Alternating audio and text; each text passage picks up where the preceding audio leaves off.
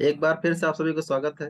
Question number 41। अभी तक भारत के किस एकमात्र क्रिकेट खिलाड़ी ने टेस्ट मैचों में 13 शतक लगाया है? तो ये खिलाड़ी हैं Virendra Sehwag.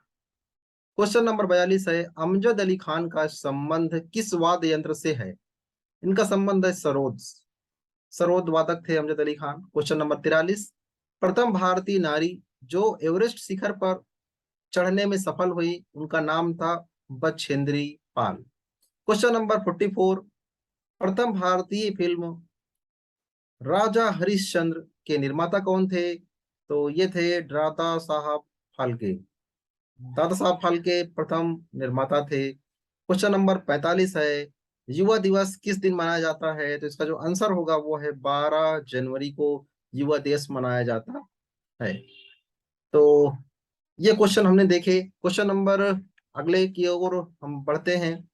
Question number 46, USA का राष्ट्रीय खेल कौन सा है? तो यूएसए का जो राष्ट्रीय खेल है वो राष्ट्रीय खेल है बेसबॉल। राष्ट्रीय खेल बेसबॉल।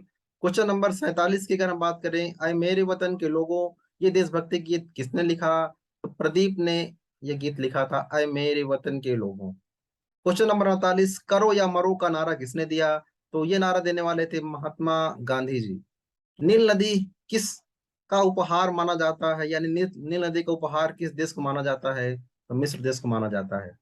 नील नदी के किनारे कौन सी सभ्यता का विकास हुआ है? तो नील नदी के किनारे मिस्र सभ्यता का विकास हुआ है। चलिए देखते हैं क्वेश्चन नंबर 51, जलियांवाला बाग हत्याकांड कब हुआ और कहाँ हुआ? तो 1919 में जलियांवाला बाग हत्याकांड हुआ अमृतसर में। क्वेश्चन नंबर 52, राजस्थान के किस जिले में एयर कार्गो कॉम्प्लेक्स स्थित है?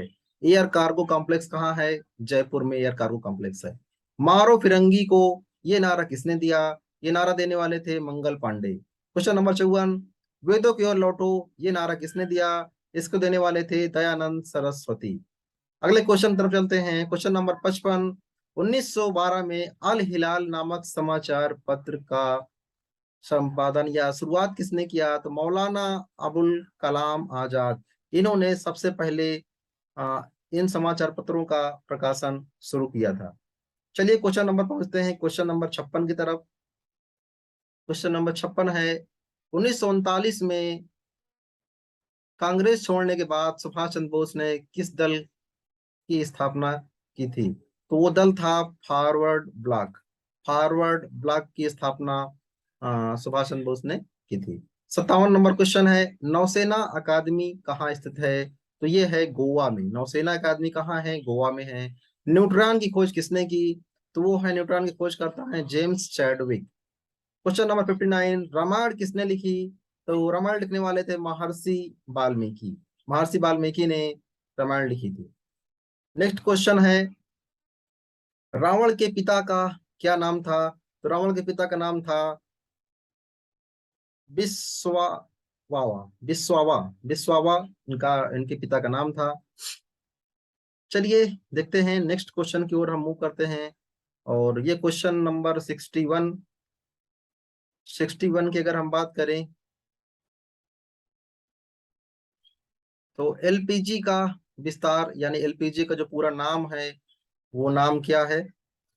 Liquefied petroleum gas. एलपीजी का जो पूरा नाम है वो नाम है लिक्विफाइड पेट्रोलियम गैस।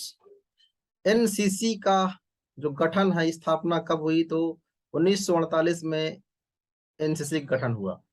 परमाणु रिएक्टर में मंदक के रूप में किसका प्रयोग होता है? तो प्रयोग होता है भारी पानी और ग्रेफाइट का।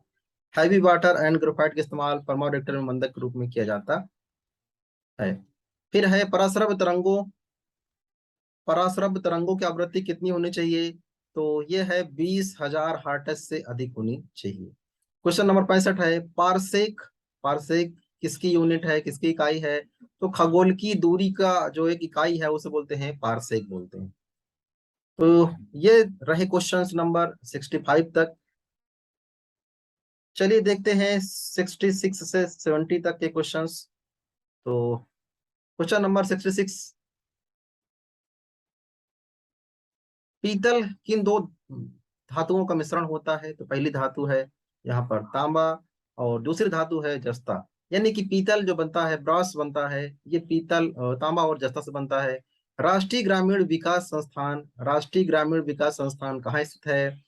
ये स्थित है हैदराबाद में। क्वेश्चन नंबर 68, राष्ट्रीय डेयरी अनुसंधान संस्थान कहाँ स्थित है? तो ये है करनाल, हरियाणा में।